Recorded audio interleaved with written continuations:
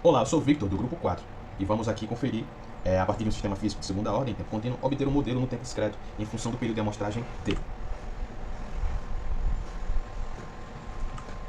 O objetivo desta atividade é, primeiramente, transformar a equação diferencial ordinária que caracteriza o sistema no tempo contínuo em uma equação de diferenças discreta, que depende, é claro, de um período de amostragem t, o qual definiremos mais adiante.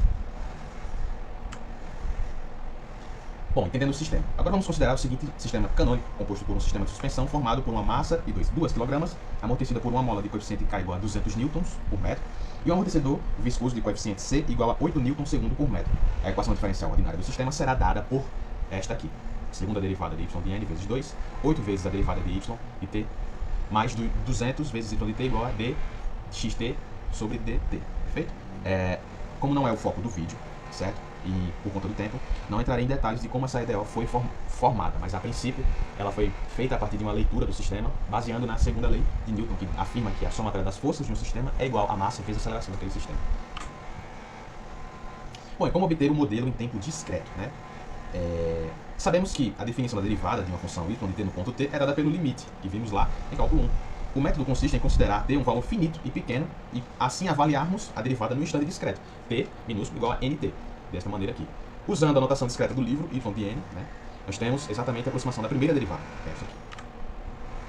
Fazendo o mesmo processo para a segunda derivada, né, fazendo algumas adequações aqui, chegaremos neste resultado. Após isso, podemos juntar tudo e adicionar as grandezas no sistema, lembrando da massa, constante de amortecimento C, constante de elasticidade da mola, que é igual a K. Depois disso, nós só substituímos as letras pelos valores que o enunciado nos fornece, o sistema nos fornece. E agora nossa intenção é isolar y de n, colocando todos os índices em evidência.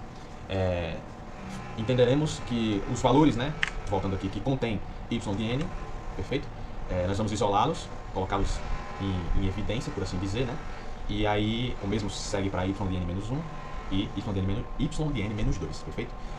Mais adiante nós isolaremos, né, apenas para um lado da equação y de n, e o termo que multiplica y de n está multiplicando, passa dividindo, chegamos nesta equação aqui, diferença, certo?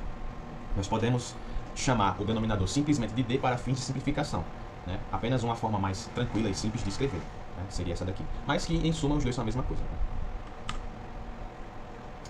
Bom, o gráfico para a evolução de y de n, né? Vamos falar um pouquinho a respeito da frequência natural, né, não amortecida, que é a frequência angular que o sistema oscilaria livremente se não houvesse nenhuma dissipação ou perda de energia. Isto é, se o amortecedor não existisse, se C fosse igual a zero.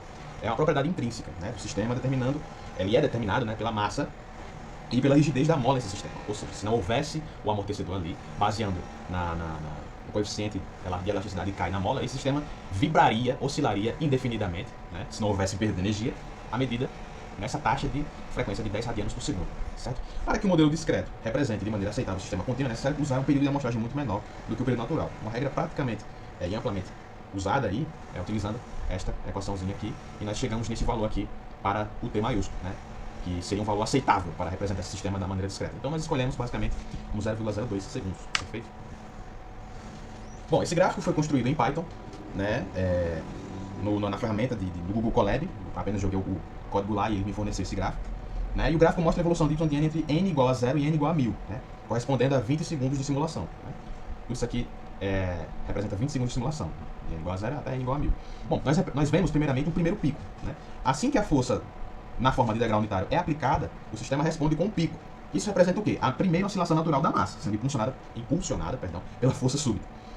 Em seguida nós temos oscilações amortecidas, que são de pequena amplitude, que diminuem rapidamente. Isso ocorre porque o amortecedor ele dissipa a energia mecânica. Com isso nós vemos que existe uma convergência a um regime permanente, né? Por volta de n igual a 200 aqui, cerca de 4 segundos, a resposta estabiliza em um valor constante. Fisicamente isso significa que a força aplicada empurra a massa, ela oscila um pouco devido à mola, o amortecedor faz o seu trabalho, retira a energia e o sistema se assenta em uma nova posição de equilíbrio estático. Com isso nós vemos que o sistema é estável e a resposta tende a um valor finito e não cresce sem limites.